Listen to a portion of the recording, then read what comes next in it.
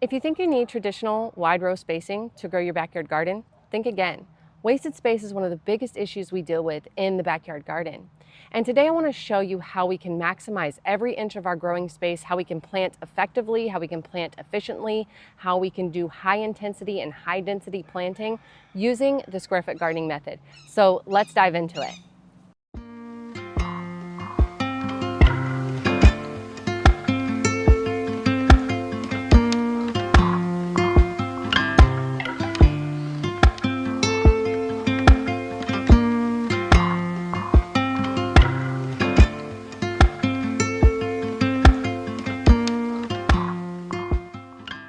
So I planted this bed with beans, peppers, and tomatoes. And I have some of the varieties here that I used. For tomatoes, we want to do about 1.5 square feet apart because we're growing vertically. We're growing up a trellis.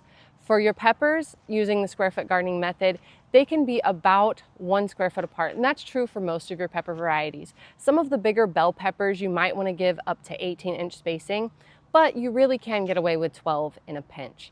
For beans, we can actually plant up to 9 bush bean plants per square foot. So that's what we did in this bed. I'm going to show you exactly how I planted out this space, and we used all of the growing space here. Another important thing I did before I ever began planting was I mapped out my garden. I used an Excel spreadsheet to create a garden planner, and that allowed me to virtually plan my garden before I ever came out here to physically plant. This is a huge benefit and time saver when it comes to planning your garden. I actually made a video about the entire garden plan process that I'm going to leave on the screen for you to check out.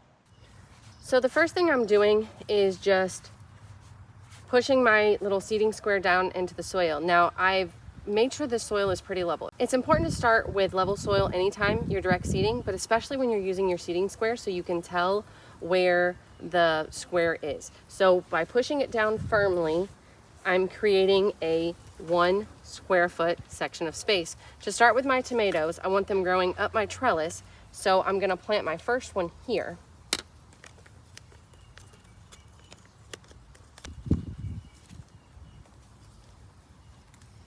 I'm going to add my little dibble here and create a hole.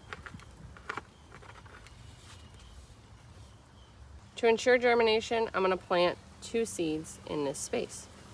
And I'm going to keep going here, moving my little seeding square down.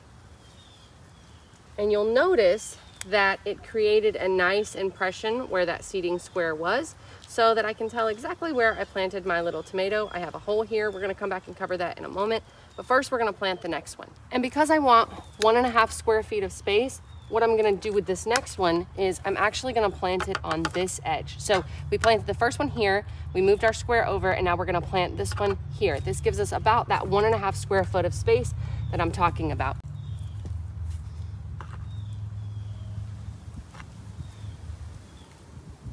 And again, I'm going to use 2 seeds just to ensure germination.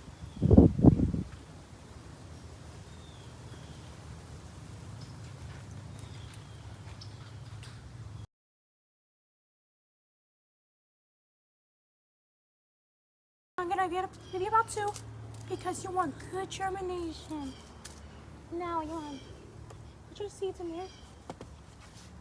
Just put back in there. Okay? Now we're gonna go straight back. You see this little outline? That's what you want. Now, next one. So I got all my So I got all the tomatoes planted along the trellis. And the next thing I'm going to do is peppers. I'm going to do an entire row of peppers down this bed. I'm going to start with the Cubanelle pepper. I'm told that this grows really well in Florida, in my area. We're going to do the exact same process. Patting down our square, making our hole in the middle. And I'm actually going down to about this 4, between the 4 and the 3. If you were planting something like lettuce, you would really just want to barely put that in the soil and lightly cover it. But for bigger seeds, we want to put them down a little bit further. We're going to do the exact same thing, move on down, and we're going to plant the next Cubanelle. I'm going to go halfway down the bed with Cubanelle peppers. Then I'm going to plant my Sunbright peppers, doing the exact same process. And then I'm going to do a row of shishito peppers and a row of beans.